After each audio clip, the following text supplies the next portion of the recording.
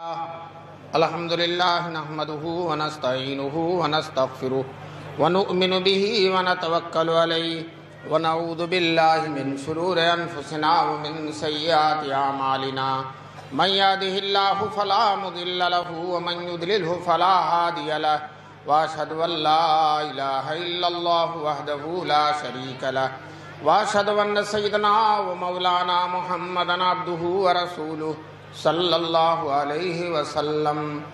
اعوذ باللہ من الشیطان الرجیم. بسم اللہ الرحمن الرحیم. لا تحرک به لسانک لتعجل به ان علینا جمعه وقرآنه فإذا قرأناه فاتبع قرآنه ثم ان علینا بیانه. صدق اللہ العلی العظیم. وقال النبی صلی اللہ علیہ وسلم خیرکم من تعلم القرآن وعلمہ او کما قال النبی صلی اللہ علیہ وسلم. وہ قرآن جو غذا بھی ہے، دوا بھی ہے، شفا بھی ہے. وہ قرآن جو غذا بھی ہے، دوا بھی ہے، شفا بھی ہے. اسی سے ہوتی ہیں سب طے منازل ہائے عرفانی.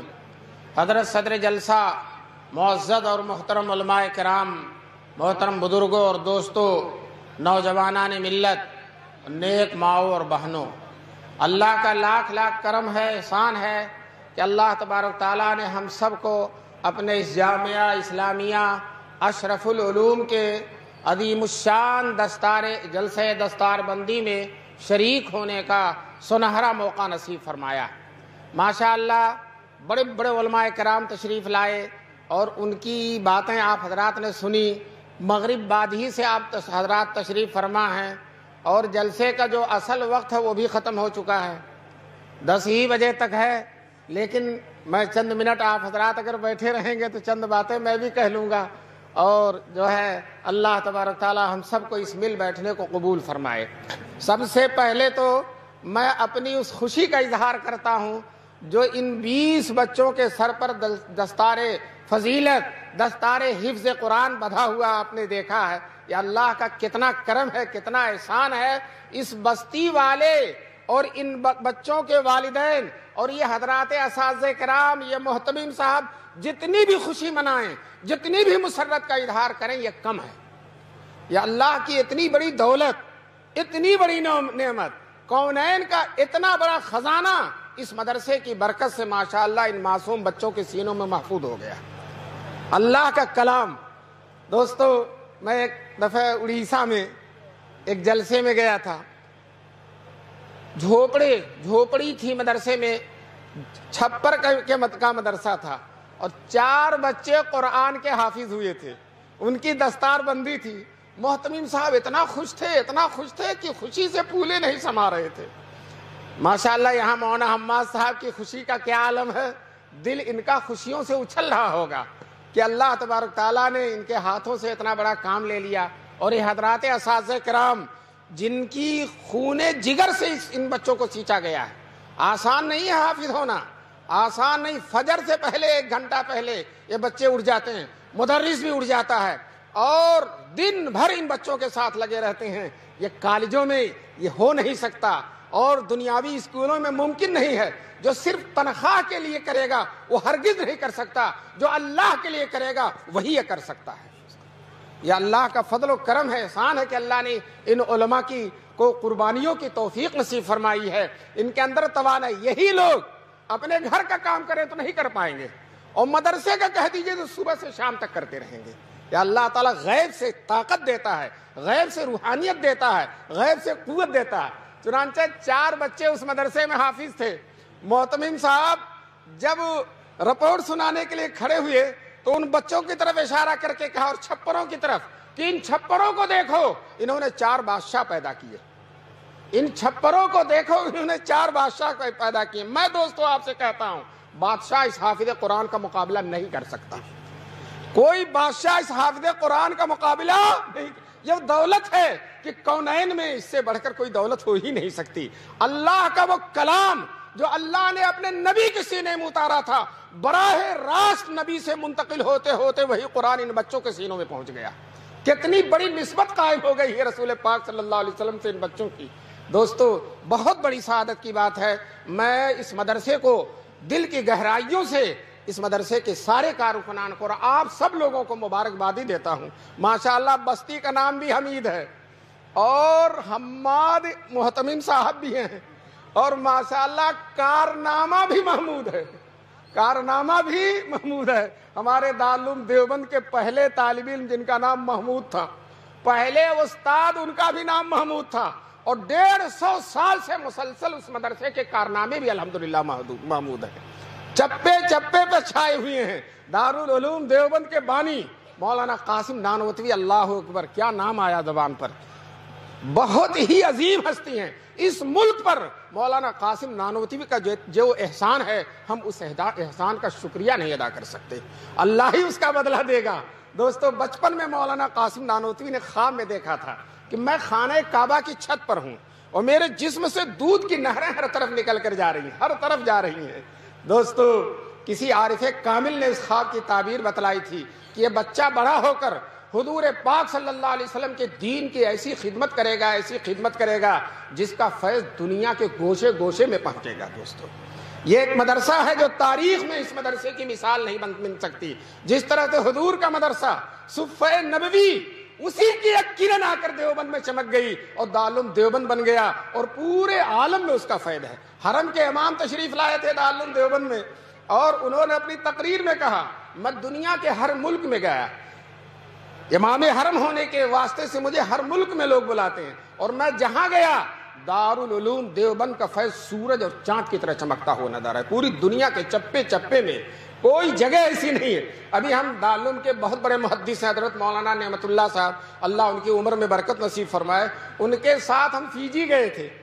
فیجی 14 گھنٹے تک وہ جہاز اڑتا ہی رہا، تھک گئے، پیر ورم کر گیا۔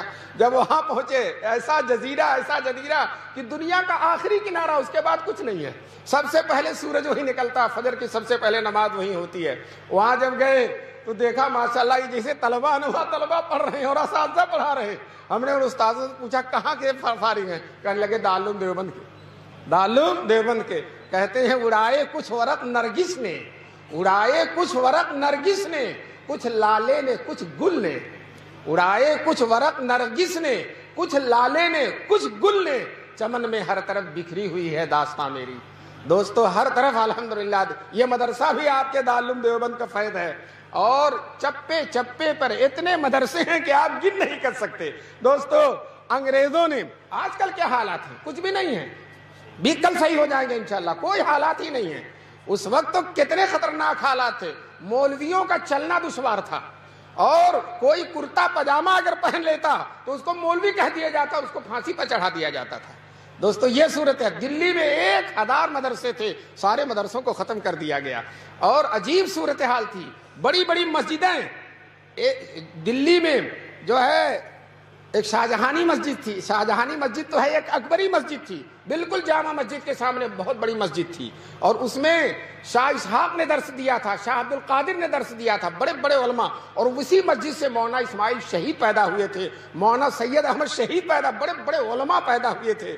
انگریزوں نے کہا یہ بڑی خطرناک مسجد ہے، اگر یہ مسجد رہی تو یہاں سے کوئی پیدا ہو جائے گا جو ہم کو رخصت کر دے گا۔ چنانچہ انگریزوں نے اس مسجد کو توڑ کر جڑ سے بنیاد سے پھینک دیا، اس مسجد کو ختم کر دیا کہ نہ یہ مسجد رہے گی، نہ یہ بڑے بڑے علماء پیدا ہوں گے، اور نہ ہم کو ہندوستان سے جانا پڑے گا۔ لیکن انگریزوں کو کیا خبر کہ اسی مسجد کے فیض یافتہ دلی سے دیوبند منتقل ہو جائیں گے، اور پھر دیوبند کا مدرسہ قائم کر کے انگریزوں کو نیست و نابود کر دیں گے۔ چنانچہ دوستو انگریز چاہتا تھا ہم نہ رہیں، مسلمانوں کو چاہتا تھا یہ نہ رہیں، مسجدیں نہ رہیں، مدرسے نہ رہیں، لیکن دوستو ہوا کیا؟ انگریز ہی نہیں رہا، انگریز ہی نہیں رہا، مسجدیں بھی موجود ہیں، مدرسے بھی موجود ہیں، علماء بھی موجود ہیں۔ دوستو اس لاک ڈاؤن میں سارا کام رکا، لیکن الحمدللہ مدرسوں کا کام نہیں رکا۔ تنخواہ تو رک گئی، لیکن حافظ ہونا نہیں رکا، عالم ہونا نہیں رکا، مفتی ہونا نہیں رکا، محدث ہونا نہیں رکا۔ میں سچ کہتا ہوں کم سے کم 10,000 حافظ اس ملک میں اس لاک ڈاؤن کے زمانے میں پیدا ہو گئے، 10,000 کم سے کم۔ ابھی ہم مدرسوں میں جاتے ہیں، دستار بندی ہوتی ہے، کہیں 20، کہیں 5، کہیں 10، اور یاد رکھو یہ مدرسے اگر رہے، یہ علماء اگر رہے، آج اگر پورے ملک میں 60,000 حافظ ہیں تو آئندہ سال 50 نہیں ہوں گے، 70 ہو جائیں گے انشاءاللہ۔ اور اسی طرح سے اگر ملک میں 50,000 عالم ہیں تو پیچھے نہیں جائیں گے، ہم آگے ہی بڑھتے رہیں گے۔ ایک مدرسہ دارالعلوم دیوبند ماشاء اللہ ہر سال 1700 عالم پیدا کرتا ہے۔ کتنے؟ 17۔ اور ایک عالم کسی علاقے میں چلا جاتا ہے تبدیلی پیدا کرتا ہے۔ یہ مولانا حماد دیوبند سے فیض لے کر آئے اور ماشاءاللہ بہار پیدا ہوگی، ہوئی کہ نہیں بہار؟ اور انشاءاللہ اللہ ان کی عمر میں برکت نصیب فرمائے اور ان کو یہی جمنے کی توفیق نصیب فرمائے، اور آپ حضرات کو بھی ان کو یہاں جمانے کی توفیق نصیب فرمائے۔ انشاءاللہ یہ کر کے دکھا دیں گے، اور انشاءاللہ اس مدرسے کو دارالعلوم دیوبند کے نقش قدم پر چلا کر اور دین کا بہترین خادم بنا دیں گے۔ دوستو، یہ بستی اچھی بستی ہے، یہیں قریب حضرت شاہ وسیع اللہ صاحب رحمۃ اللہ علیہ، جن کا فیضان پوری دنیا میں ہے ماشاءاللہ۔ میں نہیں کہتا کہ وہاں کے لوگوں نے قدر نہیں کی، لیکن میں یہ کہتا ہوں کہ حمید پور کے لوگوں نے ان کی قدر کی، ان کی دعائیں لی، اور انشاءاللہ ان کی دعائیں رنگ لاتی رہیں گی، اور آپ حضرات اور یہ مدرسہ انشاءاللہ پھلتا اور پھولتا رہے گا۔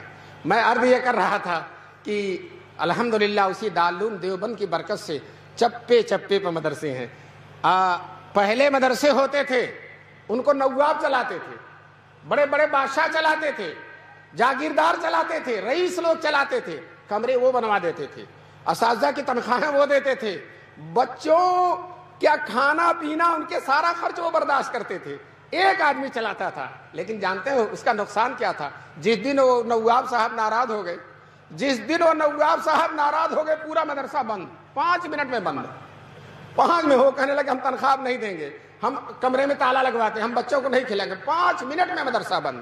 اللہ تعالیٰ بے حد بدلا دے مولانا قاسم نانوتوی کی بصیرت کو۔ انہوں نے وصیت کیا جب مدرسے کو کھولا، کوئی رئیس پر بھروسہ نہیں ہوگا، کسی حکومت کا پیسہ نہیں لیا جائے گا، کسی مالدار پر توکل نہیں ہوگا، کسی جاگیر و جائیداد پر بھروسہ نہیں کیا جائے گا، اللہ کے توکل پر اس مدرسے کو چلایا جائے گا، عام غریب مسلمانوں کے چندوں سے اس مدرسے کو چلایا جائے گا۔ دوستو، اس کی برکت یہ ہے، بادشاہ اگر چلاتا تو بادشاہ ختم ہو گیا نا تو مدرسہ بھی ختم ہو جاتا، رئیس چلا گیا، جاگیردار چلا گیا، نواب ختم ہو گیا، مدرسہ بھی ختم ہو جاتا۔ لیکن بادشاہوں، نوابوں، وزیروں اور امیروں کے ہاتھ سے نکال کر مولانا قاسم نانوتوی نے عام مسلمانوں کے ہاتھ میں دے دیا۔ اے مسلمانوں، یہ مدرسے تمہارے رسول کی امانت ہیں، تمہارے رسول پاک کے دین کے محافظ ہیں، تمہارے رسول پاک کی یادگار ہیں، تمہاری ذمہ داری ہے کہ تم ان مدرسوں کی خدمت کرو۔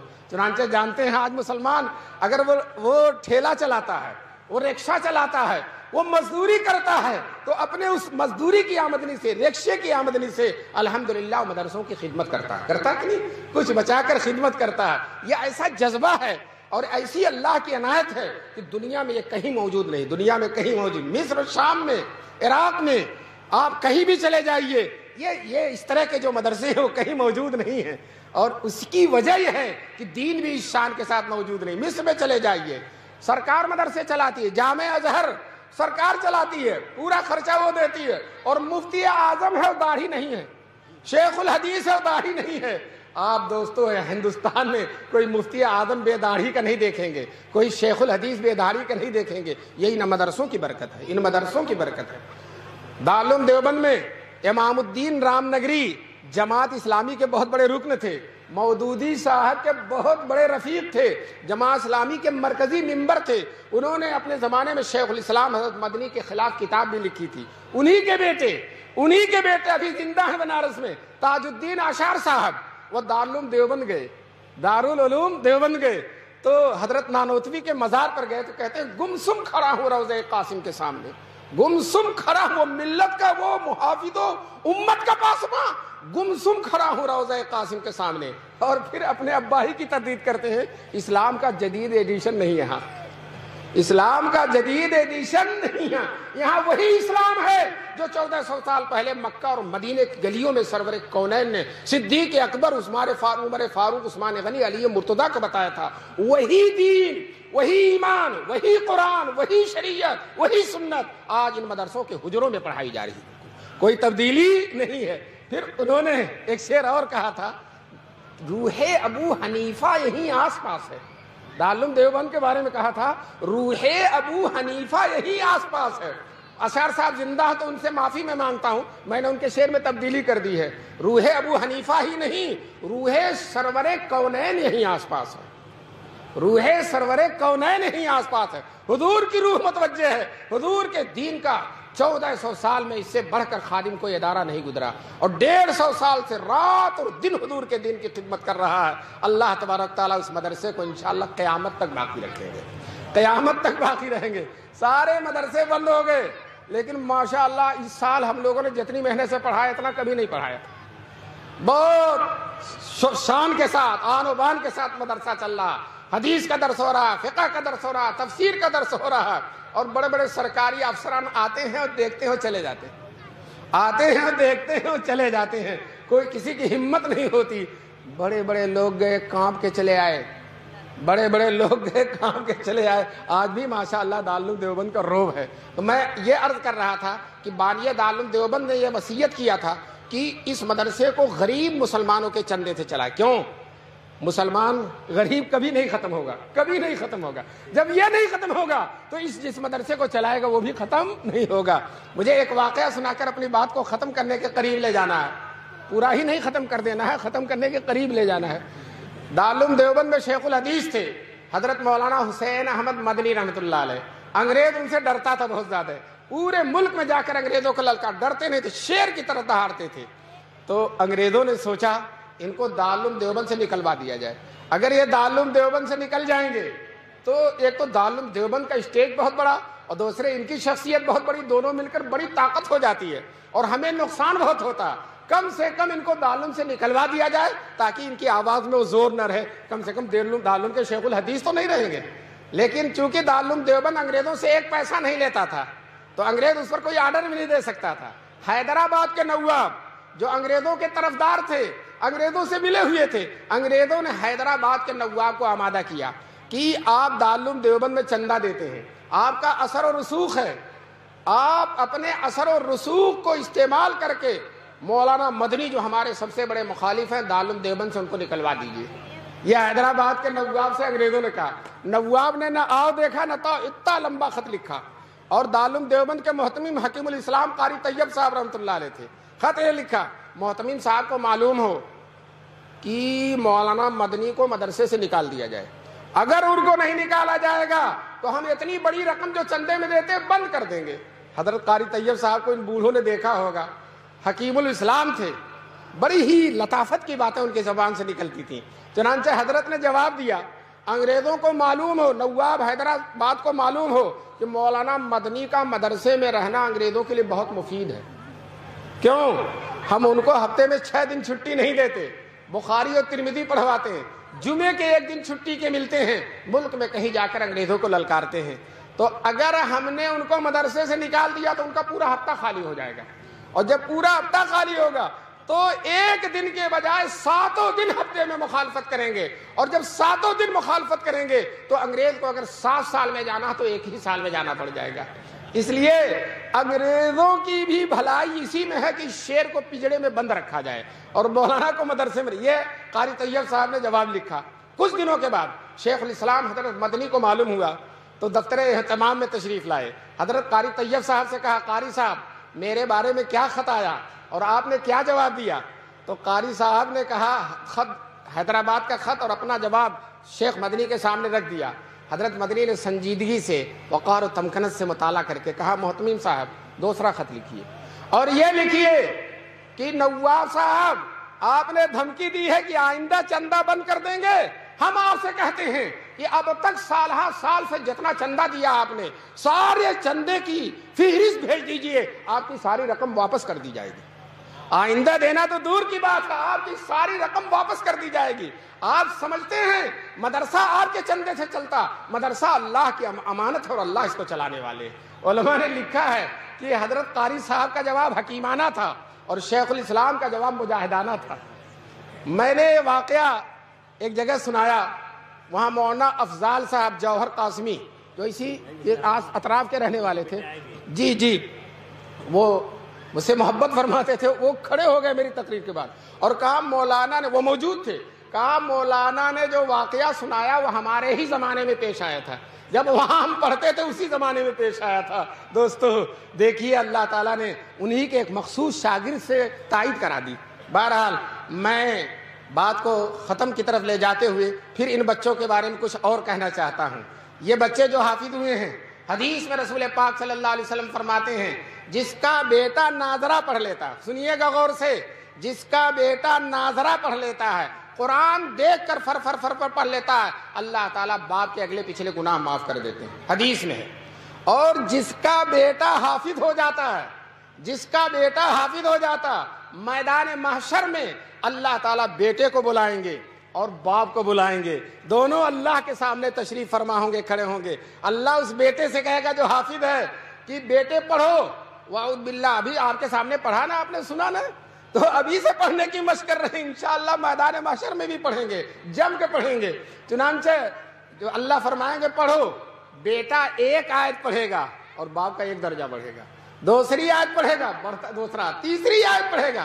قرآن میں جتنی آیتیں ہیں جنت کے اتنے ہی درجات ہیں، بیٹا پڑھتا جائے گا اور باپ کے درجے بڑھتے چلے جائیں گے۔ دوستو اس وقت وہ لوگ جن کے 6 بیٹے تھے، 5 بیٹے تھے، ایک کو بھی حافظ قرآن نہیں بنایا، وہ کفے افسوس ملیں گے، کاش کہ ایک بیٹے کو حافظ بنا دیتے تو آج ہمارا بھی درجہ اتنا بلند ہوتا۔ دوستو اس وقت بہت زیادہ انسان محتاج ہوگا، اس وقت انگلش میڈیم کام نہیں آئے گا، اس وقت کوئی اور چیز کام نہیں آئے گی، اس وقت یہ حفظ قرآن کام آئے گا، یا عالم کام آئے گا، یا دیندار کام آئے گا، یا اللہ والا کام آئے گا۔ اور دوستو میں آپ سے بتا دوں، ہم میں سے ہر ایک کو قبر میں بھی جانا ہے، اور قبر سے اٹھ کر سیدھے ڈائریکٹ میدان محشر میں جانا ہے، اور وہاں ایک ایک عمل کا حساب دینا ہے۔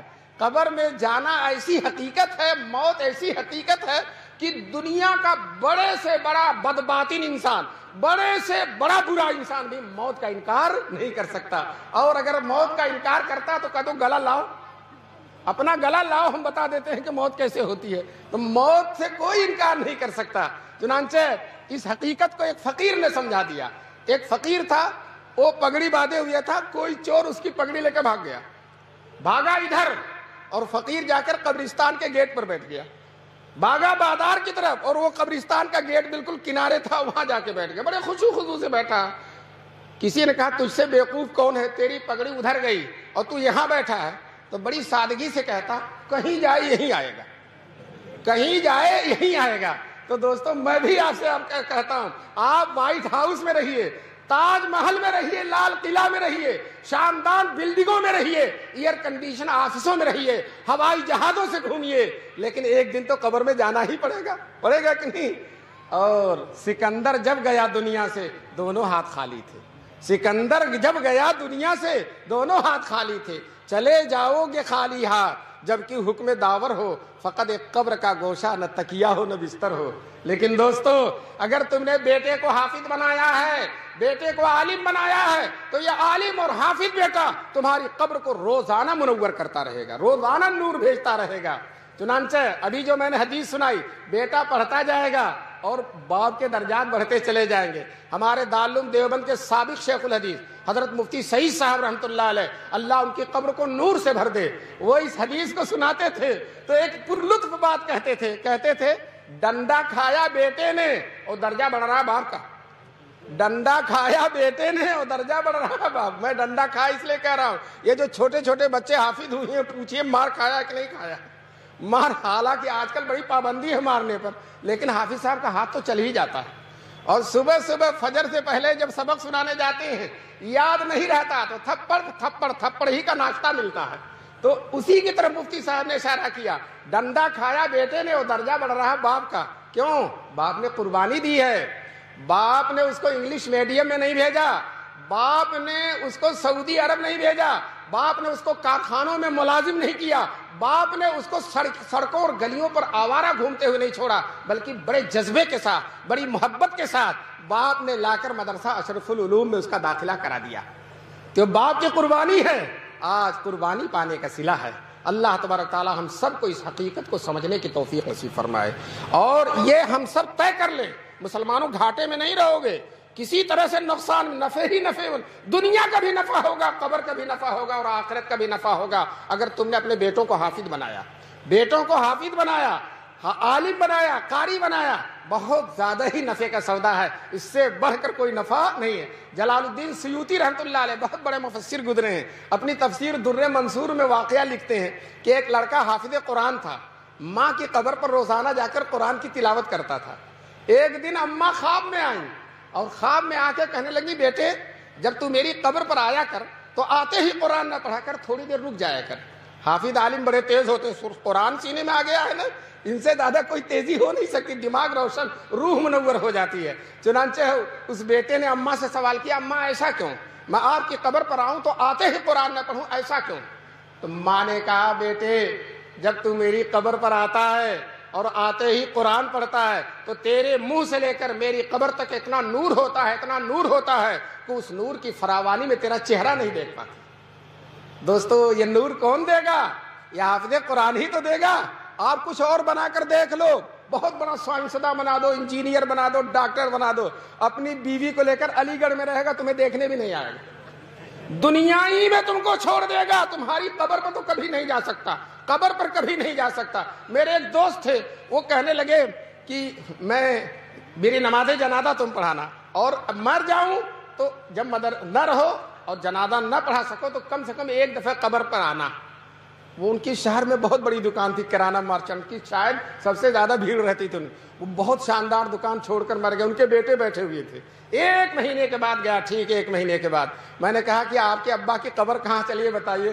کہنے لگے دفن کر کے گیا تو پھر پتہ ہی نہیں، پھر گیا ہی نہیں، دفن کر کے آیا تو گیا ہی نہیں، اور اس کے بعد کئی لوگ مر گئے، پتہ نہیں ابا کی قبر کون ہے۔ بتائیے جس ابا نے یہ شاندار دکان دی ہے، بلڈنگ دیا ہے، کارخانہ دیا ہے، بینک کو بیلنس چھوڑ کر گیا ہے، اس ابا کو ایک مہینے میں بھول گیا، ایک مہینے میں۔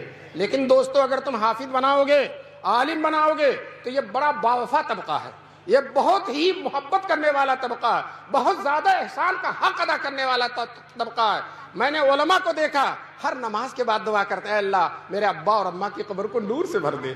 جب بقرعید آتی ہے، تنخواہ معمولی ہے 5,000 10,000، لیکن ماشاءاللہ ایک بکرا ابا کے نام پر اور ایک بکرا اماں کے نام پر الگ ذبح کرتے ہیں۔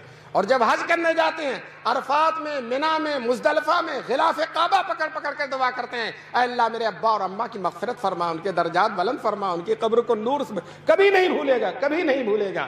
دوستو تو تم وفادار کیوں نہیں بناتے ہو؟ دیندار بناؤ گے وفادار ہوگا، دیندار نہیں بناؤ گے تمہیں ہی بھول جائے گا، تمہاری بلڈنگ کو لے کر فائدہ اٹھائے گا، تمہارا کارخانہ چلائے گا، تمہارے بینک کو بیلنس کو ٹھاٹ کے ساتھ خرچ کرے گا، لیکن تمہیں یاد نہیں رکھے گا۔ اللہ تبارک تعالی ہم سب کو اپنی اولاد کو حافظ بنانے کی توفیق دے، عالم بنانے کی توفیق دے۔ میں ان بچوں کے لیے دعا کرتا ہوں کہ یہ بچے جس طرح سے حافظ ہوئے ہیں انشاءاللہ اسی طرح سے عالم بھی بنیں گے۔ یہ بچے طے کر لیں کہ انشاءاللہ عالم بنے۔ کہاں کا عالم بنو گے؟ بولو، کہاں سے فارغ ہوگے؟ دیوبند کہو نا زور سے، دیوبند سے فارغ ہوں گے، اتنے لوگ ہیں، دعا کر دیں گے انشاءاللہ۔ بہرحال اس حمید پور کا سلسلہ دیوبند سے شاندار طریقے سے جڑ گیا ہے۔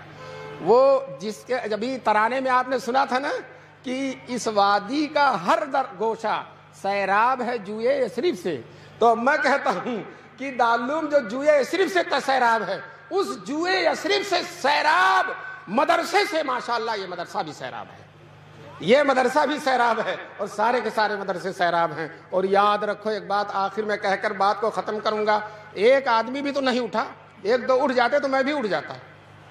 تو میں آخر میں یہ بات کہتا ہوں کہ جب تک یہ مدرسے ہیں، سن لیجئے کان کو، جب تک یہ مدرسے ہیں، جب تک یہ دارالعلوم دیوبند ہے، تب تک انشاءاللہ اسلام بھی باقی رہے گا، اور یہ مدرسے قیامت تک باقی رہیں گے۔ اس سے زیادہ خطرناک حالات نہیں آنے والے ہیں، جو ہو گیا ہو گیا، اور الحمدللہ مہینہ 2 مہینہ کے لیے بند ہوئے، لیکن ہمیشہ کے لیے کوئی مدرسہ بند نہ ہوا ہے، نہ ہوگا انشاءاللہ۔ کیوں؟ میں اپنی طرف سے نہیں کہہ رہا ہوں، قرآن کی بنیاد پہ کہہ رہا ہوں۔ قرآن میں اللہ نے فرمایا ان تنصروا اللہ ینصرکم، اگر تم اللہ کے دین کی مدد کرو گے اللہ تمہاری مدد کرے گا۔ بتاؤ مدرسہ دین کی مدد کر رہا ہے کہ نہیں؟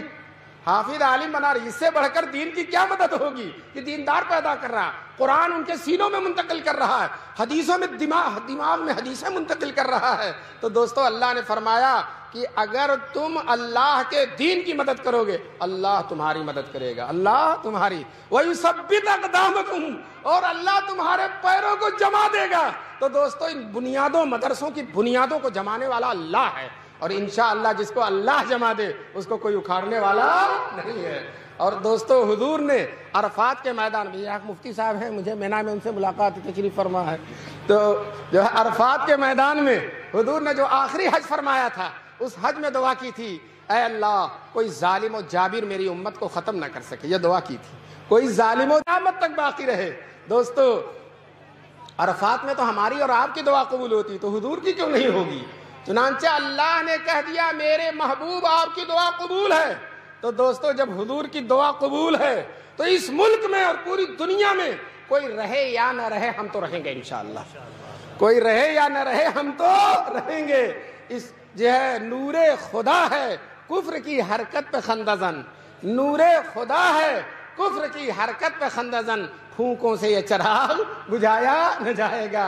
جی چراغ راہ کی عزت برفروزت، ہرا کی تف زند ریشت بسودن، وہ چراغ جو اللہ جلاتے ہیں، یہ مدرسوں کا چراغ کس نے جلایا؟ اللہ نے۔ جو اس کو پھونک مارتا ہے اس کی داڑھی جل جاتی ہے، اور اگر داڑھی نہ ہو تو داڑھی کی جگہ جل جاتی ہے، داڑھی نہ ہو تو داڑھی کی جگہ جل جاتی ہے۔ تو ان مدرسے جو ہمارے خلاف سازشیں کرتے ہیں، اگر ان کو پتہ چل جائے کہ ہماری سازشوں سے یہ اور آگے بڑھتے ہیں، ان کی اور ترقی ہوتی ہے، تو بے وجہ محنت کرتے ہیں، خاموش بیٹھ جاتے۔ لیکن دوستو یاد رکھو، ہمیں بجھانے کی، ہمیں مٹانے کی، ہمیں فنا کے گھاٹ اتارنے کی جتنی کوششیں کی جائیں گی انشاءاللہ ساری کوششیں ناکام رہیں گی۔ اور آپ دیکھیں گے کہ یہ مدرسہ، دارالعلوم دیوبند، یہ مسجدیں، یہ قال اللہ قال رسول کی صدائیں، یہ منبر و محراب، یہ سجدوں کے نور سے منور داڑھیاں اور پیشانیاں انشاءاللہ قیامت تک باقی رہیں گی۔ ہمیں مایوس ہونے کی کوئی ضرورت نہیں ہے۔ وہ مایوس ہو جس کے سر پر کچھ نہیں ہے، اور ہمارے سر پر تو حضور کی مقبول دعا ہے، ہمارے سر پر اللہ کی رحمتوں کا سایہ ہے۔ ایک عورت تھی، اس کا شوہر کوتوال ہو گیا شہر کا، اب دروازہ کھول کے سوتی تھی۔ کسی نے کہا دروازہ کھول کے کیوں سوتی ہے؟ تو دیہاتی زبان میں کہتی ہے سیاں بھائی کوتوال ڈر کاہے کا، سیاں بھائی کوتوال ڈر کاہے کا۔ تو دوستو اس کا تو سیاں صرف کوتوال ہی تھا، ہمارا مالک تو آسمان و زمین کا مالک ہے، ہمارا مالک تو شداد، فرعون، حامان اور نمرود کو پل بھر میں ختم کرنے والا اعلی آقا ہے۔ ہمارے اوپر تو سرور کونین کی دعا ہے، اللہ کے محبوب کی دعا ہے، جن کی دعا اللہ رد نہیں کرتی۔ اس لیے مسلمانوں ہم کو مایوس ہونے کی کوئی ضرورت نہیں، ان مدرسوں کو شان کے ساتھ چلاؤ۔ اور آخر میں یہ بات کہوں کہ بہت سے لوگ سمجھتے ہیں کہ ہم ٹائی لگا کر اور جو ہے انگلش میڈیم میں بھیج دیں گے، تو میں آپ سے یہ کہتا ہوں تم مدرسے میں بھیجو۔ مولانا حماد اتنی انگریزی اور ہندی جتنا وہ کئی سال میں پڑھے گا، ایک ہی سال میں پڑھا دیں گے، ایک ہی سال میں پڑھا دیں گے، اور اس کو حافظ بھی بنا دیں گے، عالم۔ تم بڑی بھول کر رہے ہو، وہاں جا رہے ہو جہاں بہت پیسہ لگتا ہے اور کچھ نہیں ملتا، وہاں کیوں نہیں جاتے جہاں کچھ نہیں ملتا، کچھ نہیں لگتا اور سب کچھ مل جاتا ہے۔ کچھ نہیں، اپنے بچوں کو پڑھا کے دیکھو، ہمارے ہاں ایک سال انگریزی پڑھ لیتا، بی اے والوں سے اچھی انگریزی بولتا ہے۔ کیوں؟ جب حافظ کر لیا دماغ کھل گیا، جب حافظہ ہو گیا، حافظ حفظ کر لیا تو اے بی سی ڈی کیا ہے اس کے لیے، انگریزی کیا ہے اس کے لیے، بائیں ہاتھ کا کھیل ہے۔ تو تم زیادہ فیشن میں نہ مبتلا ہو، اپنے محبوب کے مدرسے میں لاؤ، وہاں قرآن بھی پڑھے گا، دین بھی پڑھے گا اور دنیا بھی پڑھے گا انشاءاللہ۔ آج کل تو ہم سب لوگ جو حکومت کہہ رہی قومی تعلیمی پالیسی لاؤ لاؤ، ہم کہتے ہیں ہم لائیں گے، اور تم جو 10 سال میں پڑھاؤ گے ہم 2 سال میں پڑھا دیں گے انشاءاللہ۔ 10 سال میں جو پڑھاؤ گے 2 سال۔ اب بھول کر رہے ہیں مسلمان جو انگلش میڈیموں کی طرف بھاگ رہے ہیں، ادھر ادھر بھاگ رہے ہیں۔ لاؤ مدرسے میں، حافظ ہونے کے ساتھ ساتھ گورنمنٹ کا جو مطالبہ ہے وہ بھی پورا ہو جائے گا، اور وہ امتحان بھی دے دے گا۔ اگرچہ وہ امتحان ہمارے پیروں کے، ہمارے یہاں اس کی کوئی حیثیت نہیں ہے، لیکن چلو تم اسی سے خوش ہو رہے تو چلو ہو لو، ہم یہ بھی کر دیں گے انشاءاللہ۔ جب مدرسوں نے یہ بھی ٹھان لیا ہے تو اب پھر ہم کو کالجوں کی طرف، ہم کو اسکولوں کی طرف، ہم کو انگلش میڈیموں کی طرف جانے کی کوئی ضرورت نہیں ہے۔ یہ بھی ملے گا اور وہ بھی ملے گا انشاءاللہ، جہاں دین بھی مل رہی ہے، دنیا بھی مل رہی ہے۔ اے دوستو اس مدرسے کی طرف اپنی نسلوں کو لاؤ۔ بہت سے لوگ سوچتے ہیں حافظ ہو جائے گا، عالم ہو جائے گا، تھوڑی سی تنخواہ ہوگی، کھائے گا کہاں سے؟ تھوڑی سی تنخواہ کہاں سے کھائے گا؟ میں آپ سے کہتا ہوں، صحیح بات کہتا ہوں، وہ جو ہے آج الحمدللہ اس گئے گزرے زمانے میں ان 10,000 تنخواہ والوں کو اللہ جو کھلا دیتا ہے، 1.5 لاکھ تنخواہ والوں کو خواب و خیال میں بھی وہ چیزیں نصیب نہیں۔ آپ کے گھر بھی دیسی مرغا اسی وقت پکتا جب کوئی مولانا مہمان آتے ہیں۔ مولانا ابھی صبح ہم کو ایک صاحب نے دعوت کی، کہنے لگے دیسی مرغا کھوج کر لائیں گے۔ تو دوستو دیکھو نا اللہ تعالیٰ علماء کو کتنا کھلاتا، تم بڑی بھول کر رہے ہو۔ دوسری بات، آپ کے 2 بیٹے ہوں، ایک ہی شکل صورت کے ہوں، ایک کو کالج میں لے جاؤ، ایک کو مدرسے میں لے جاؤ، دیکھو کتنی نورانیت ہو اس کے چہرے پر، کتنا شاداب ہو وہ جو اس کو مدرسے میں پڑھ رہا ہے، اور کیسنا چہرہ اترا ہو اس کا جو کالج میں پڑھ رہا ہے۔ دوستو آؤ مدرسے کی طرف۔ ایک صاحب مدرسوں کے مخالفین ہر دور میں رہے، ایک ڈپٹی نذیر صاحب تھے، اب تو مر گئے ہیں، سر سید کے زمانے میں تھے، اب میں ان کے لیے دعا کرتا ہوں اللہ ان کی قبر کو نور سے بھر دے۔ انہوں نے قرآن کا ترجمہ بھی لکھا ہے، اور ترجمے میں عجیب عجیب گلکاریاں دکھائی ہیں۔ ایک جگہ لکھا موسیٰ علیہ السلام مدین کی طرف چلے گئے، ہے نا، تو اس کا ترجمہ کیا، سٹک گئے مریم، مدین سٹک گئے۔ تو دوستو پیغمبر کو کہہ رہا سٹک گئے، تو ترجمہ ہی سٹک گیا۔ میں دلی میں گیا تھا کہ ڈپٹی پورے جامع مسجد کے علاقے میں دکان ہے کتابوں کے، ہر دکان پر گیا کہ ڈپٹی صاحب کا ترجمہ ہے، تو کہنے لگے نہیں، ڈپٹی صاحب کے ترجمہ کو چوہا کھا گیا، اب وہ کہیں ملنے والا نہیں ہے۔ تو وہی ڈپٹی حضرت تھانوی نے ان کے ترجموں کی غلطیاں پکڑی ہیں اور پورا رسالہ لکھا، اصلاح ترجمہ دہلویہ، اصلاح ترجمہ دہلویہ۔ تو میں یہ کہہ رہا تھا کہ وہ ڈپٹی صاحب انگریزی تعلیم، انگریزوں کے بڑے طرفدار تھے، پتہ نہیں انگریزی جانتے تھے نہیں، لیکن انگریزوں کو بہت جانتے تھے، جیسا کہ سر سید کے بارے میں ہے، انگریزی بالکل نہیں جانتے تھے اور انگریزوں کو بہت جانتے تھے۔ تو اسی طرح سے ڈپٹی صاحب نے لکھا یہ طلبہ جو ہوتے ہیں مدرسے کے یہ بڑے منحوس ہوتے ہیں، طلبہ کو لکھا بڑے منحوس ہوتے ہیں۔ تو حضرت تھانوی رحمۃ اللہ علیہ نے اس کا بڑا اچھا جواب دیا، جواب یہ دیا کہ یہ طلبہ مومن ہے، مومن آئینہ ہوتا ہے، اور جو ان کو ڈپٹی صاحب منحوس دیکھ رہے ہیں تو ان کے آئینے میں ڈپٹی صاحب کو اپنا چہرہ نظر آ رہا ہے، ان کے آئینے میں ڈپٹی صاحب کو اپنا چہرہ نظر آ رہا ہے، یہ منحوس نہیں ہے لیکن یہ جن کا چہرہ آئینہ ہے۔ وہ ایسے ہی ہوا، ایک حبشی جا رہا تھا، راستے میں ایک آئینہ گرا ملا، اٹھا کر دیکھا تو اپنی صورت نظر آئی، پھر پھینک دیا، اتنا کالا تھا جب تو تم کو کسی نے پھینک دیا۔ تو میں آپ سے پوچھتا ہوں آئینہ کالا تھا یا وہ حبشی کالا تھا؟ تو ڈپٹی صاحب نے بھی اپنا چہرہ دیکھا، یہ بڑے روشن، دیکھ لیجئے ان کے چہروں کے، بچے بیٹھے دیکھ لو فرشتوں کی طرح لگتے ہیں، اور انشاءاللہ آج تو ان کے گھروں میں بہار آئی ہے، رحمت کے فرشتے ان کا استقبال کرنے کے لیے آئے ہیں، ان کے والدین جتنی بھی خوشی منانے کم ہیں۔ میرے والد حضرت مولانا مسلم صاحب اللہ ان کی قبر کو نور سے بھر دے، وہ کہتے تھے حفظ قرآن اتنی بڑی دولت ہے، اتنی بڑی دولت ہے کہ جتنی بھی خوشی منانے وہ کم ہے، اور والدین جتنا بھی خرچ کر دیں وہ کم ہے۔ میں نے ایک جگہ گیا تھا، میں نے کہا ان حافظوں کو انعام دو، اور یہ صاحب ایک ہی حافظ تھا، پورا ایک نشر سنا تھا، اتنا انعام مل گیا کہ اس کے لیے اٹھانا مشکل ہو گیا۔ تو بہرحال جو ہے آپ انعام دیں یا نہ دیں، ان بچوں کو دعا دیں اور طے کریں کہ انشاءاللہ اپنے بچوں کو انہی کی صف میں، ایک دن آپ کے بچے یہیں بیٹھیں گے پگڑی بات کریں، اور اگر آپ بڑے ہو گئے ہیں، بچے بڑے ہوں گے تو پوتے بیٹھیں گے انشاءاللہ، نواسے بیٹھیں گے، طے کر لیجئے کہ انشاءاللہ ہم بیٹوں کا حافظ قرآن بنائیں گے انشاءاللہ۔ اللہ تبارک تعالیٰ آپ کے اس مل بیٹھنے کو قبول فرمائے، اور جو کچھ میں نے کہا ہے اس وقت زیادہ بھی ہو گیا ہو تو معاف کیجیے گا، بہت دور سے آیا ہو، روز روز آنا نصیب نہیں ہوتا۔ مولانا حماد آخر تک ڈرتے رہے کہ پتہ نہیں آئے گا کہ نہیں آئے گا۔ ہم نے کہا کہ ہم عالموں کا وعدہ پتھر کی لکیر ہوتا ہے، پتھر کی لکیر ہوتا ہے، وہ مستحکم ہوتے ہیں، مضبوط ہوتے ہیں۔ ابھی میں 5-7 دن پہلے ایک جگہ جا رہا تھا، راستے میں گاڑی لڑ گئی اور بڑی خطرناک، گاڑی ٹوٹ گئی اور ہم کو کچھ نہیں، تو پھر بھی ہم گئے وہاں، پھر دوسری گاڑی کر کے پھر بھی گئے۔ بھائی جب وعدہ کر لیا تو جانا ہے انشاءاللہ۔ کبھی کوئی شرعی عذر